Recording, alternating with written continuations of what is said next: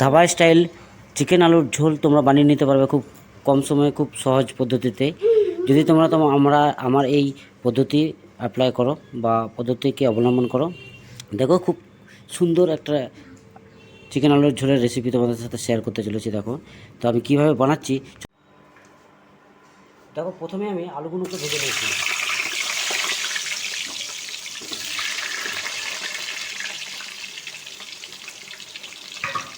চিকেনের ঝোলের জন্য আমি আলু দিয়ে দিলাম, আলুগুলোকে হালকা ফ্রাই করতে দেবো।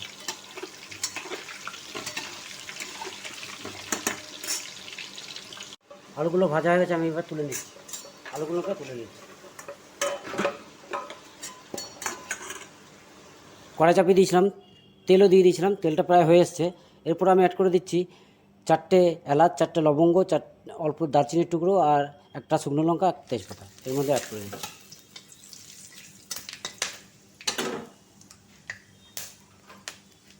ফাইনালি সুন্দর একটা স্মেল ছেড়ে দিয়েছে।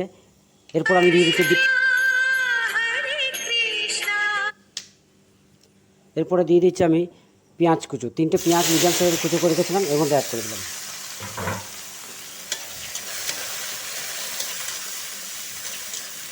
ভালো করে এটাকে হতে দেবো।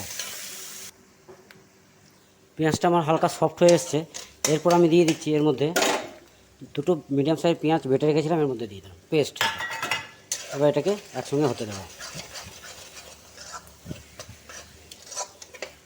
ফাইনালি পেঁয়াজটা আমার রেডি হয়ে গেছে, হালকা লাল ব্রাউন হয়ে গেছে। এরপর আদা রসুনের পেস্ট দিয়ে দিচ্ছি।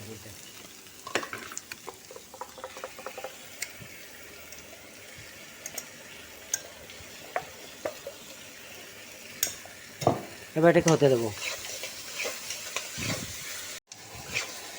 মশলাটা আমার হয়ে এসছে মোটামুটি। তার আগে আমি দেখো হলুদ, লঙ্কা, জিরে, ধনে আর অল্প একটু পাউডার দুধ মিশিয়ে দিয়েছি। এর মধ্যে গরম জল অ্যাড করে 5 মিনিটের মধ্যে রেখে দিচ্ছি।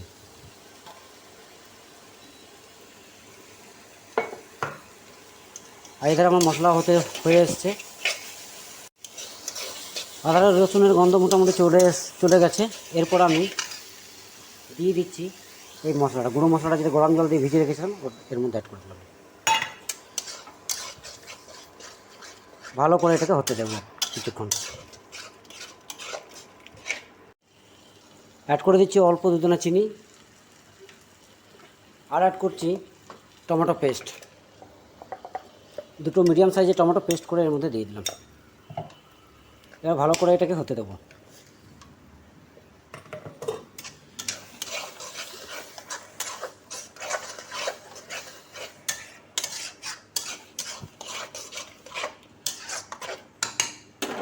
আর দিয়ে দিচ্ছি স্বাদ অনুসারে লবণ দিয়ে দিচ্ছি। এবার ভালো করে এটাকে হতে দেবো কিছুক্ষণের জন্য এটাকে হতে দেবো। এবার মাংসটাকে এর মধ্যে অ্যাড করে দিচ্ছি। ধুয়ে রাখা মাংসটা এর মধ্যে অ্যাড করে দিলাম। তার সাথে দিয়ে দিচ্ছি আলুগুলোকেও। ভালো করে এটাকে কষিয়ে হতে দেবো।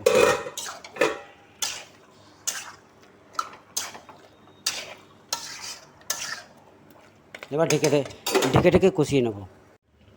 ঢাকনা দিয়ে দিচ্ছি। এবার ভালো করে কষিয়ে নিচ্ছি। ঢাকনাটা সরিয়ে নিচ্ছি একবার। ভালো করে ঘেটে নিচ্ছি। বড় সারে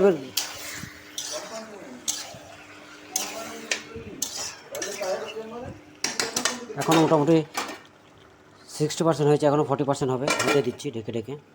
ঢাকনা করে সরিয়ে দেখে নিচ্ছি। মোটামুটি কষা আমার রেডি হয়ে গেছে। মাংস প্রায় 80% সিদ্ধ হয়ে গেছে। এরপর আমি গরম জল এর মধ্যে অ্যাড করে দিচ্ছি।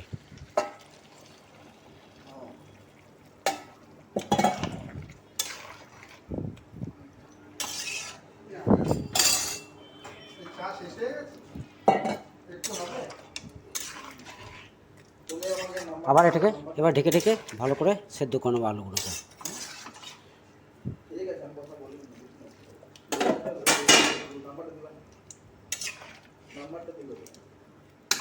ঢাকনা সরিয়ে একবার দেখে নিচ্ছি।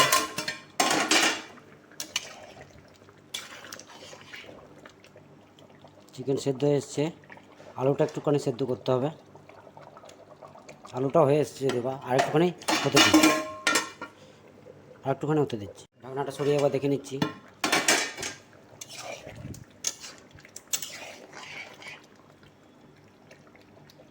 আলু সেদ্ধ হয়ে গেছে এবং চিকেনও হয়ে গেছে। ফাইনালি আমার রেডি চিকেন আলুর ঝোল, গায়ে মাখা। পারলে তোমরা অবশ্যই বাড়িতে ট্রাই করবে এবং ভালো লাগলে অবশ্যই আমার ভিডিওটাকে লাইক এবং চ্যানেলটাকে সাবস্ক্রাইব করে দেবে।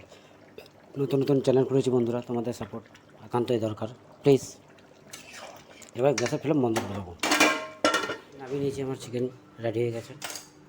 এরকম বন্ধুরা, তো ভালো লাগলে অবশ্যই আমার ভিডিওটাকে লাইক এবং চ্যানেলটাকে সাবস্ক্রাইব করে দেবে। Thank you.